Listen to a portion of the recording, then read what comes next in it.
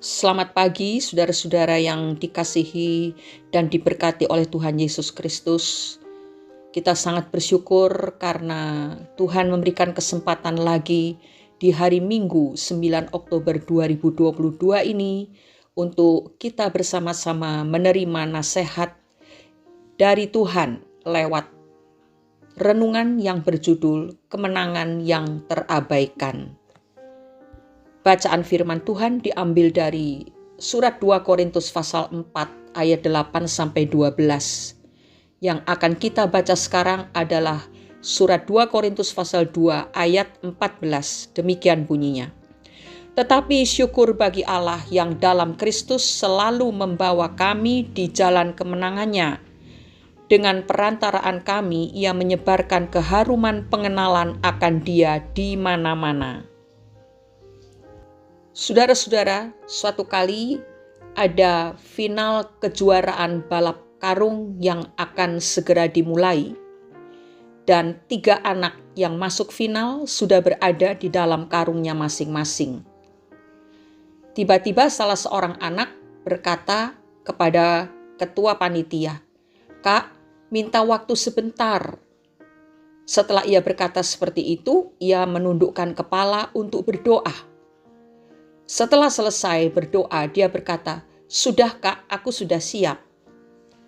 "Baik, semua siap? 1, 2, 3, teriak seseorang memberikan aba-aba. Ketiga anak tersebut berjuang untuk bisa mencapai garis finish lebih dahulu. Ada yang jatuh lalu berdiri lagi untuk menyelesaikan lomba. Setelah beberapa menit, ternyata anak yang berdoa sebelum pertandingan dimulai lebih dahulu menyentuh garis finish dan dinyatakan sebagai pemenang. Setelah istirahat sejenak, maka tibalah saat pembagian piala. Sebelum menyerahkan piala, ketua panitia bertanya kepada sang juara, "Kamu pasti tadi berdoa kepada Tuhan supaya kamu menang, bukan?" "Bukan Kak, bukan itu yang aku panjatkan," katanya. Lalu ia melanjutkan, "Aku tidak meminta Tuhan untuk menolongku supaya dapat menang dengan mengalahkan peserta lainnya. Aku memohon kepada Tuhan supaya aku tidak menangis jika aku kalah." Jawaban anak ini ternyata membuat seluruh penonton menjadi heran. Dan mereka pun menyambutnya dengan tepuk tangan yang sangat meriah. Saudara-saudara, mungkin saja jenis doa seperti yang dinaikkan oleh anak kecil di atas sudah tidak populer lagi di zaman ini.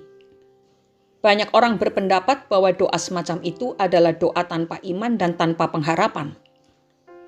Doa seperti itu dianggap bukan doa seorang pemenang. Tetapi kalau kita perhatikan dengan baik, seandainya anak tersebut benar-benar kalah dan Tuhan mengabulkan doanya sehingga ia tidak menangis, bukankah itu juga merupakan sebuah kemenangan? Bukankah justru banyak orang akan angkat topi bagi anak itu? Ini artinya bahwa kemenangan tidak bisa dilihat dari satu sisi saja, yaitu memperoleh piala.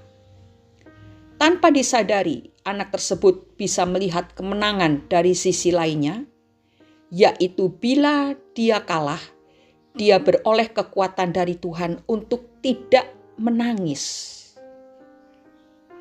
Saudara-saudara yang dikasihi Tuhan, doa anak kecil tersebut tidak jauh berbeda pemahamannya dengan keyakinan Daud ketika dia berkata dalam Mazmur 23 ayat 4, "Sekalipun aku berjalan dalam lembah kekelaman, aku tidak takut bahaya, sebab Engkau besertaku.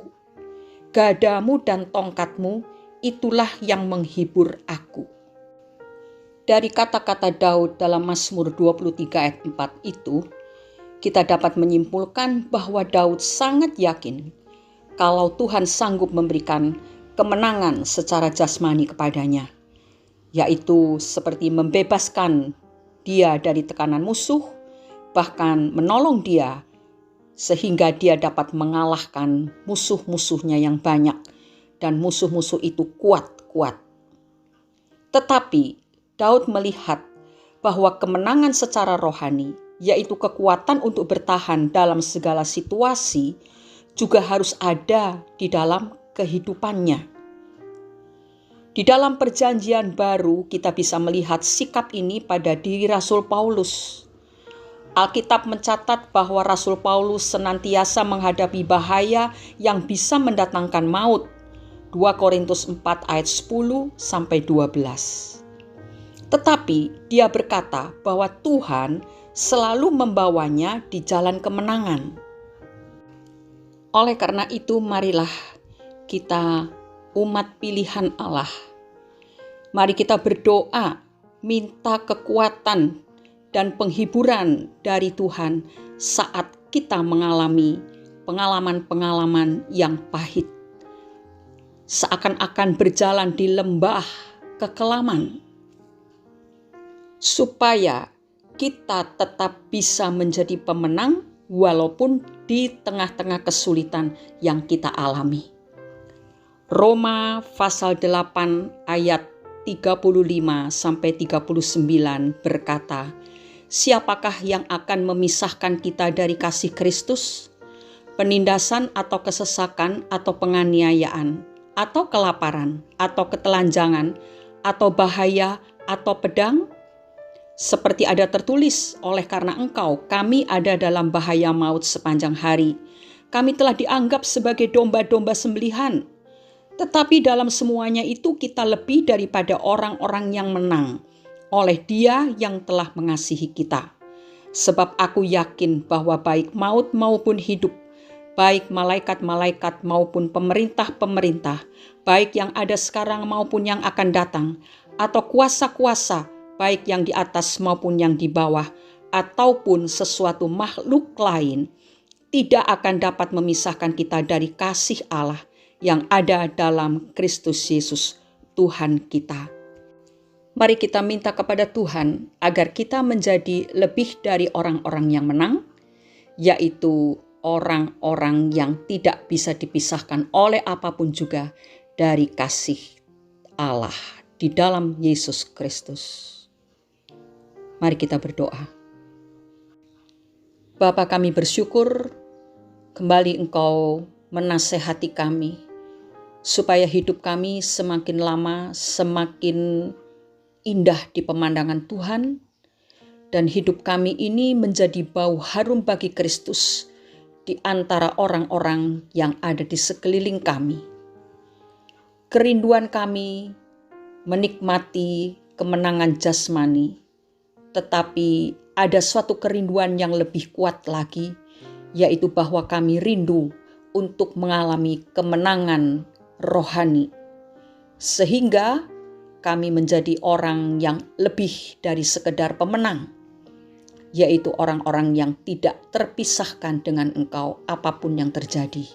Kuatkanlah kami ya Bapa, kiranya Roh Kudus terus menopang kami, supaya kami terus dihiburkan, dikuatkan, diberikan sukacita dan damai sejahtera, walaupun keadaan sekeliling kami tidak menyenangkan, menekan hidup kami, tetapi kami tetap kuat memegang Kristus sebagai kekasih hati kami. Di dalam nama Tuhan Yesus Kristus kami sudah berdoa dan mengucap syukur. Amin. Kemenangan jasmani sifatnya hanya sementara, tetapi kemenangan secara rohani akan menyebabkan kita jadi lebih dari orang-orang yang menang. Selamat beribadah, saudara. Biarlah lewat ibadah yang kita jalani hari ini, kita semakin dikuatkan untuk menjadi orang-orang yang meraih kemenangan rohani. Tuhan Yesus memberkati kita semua. Haleluya. Amin.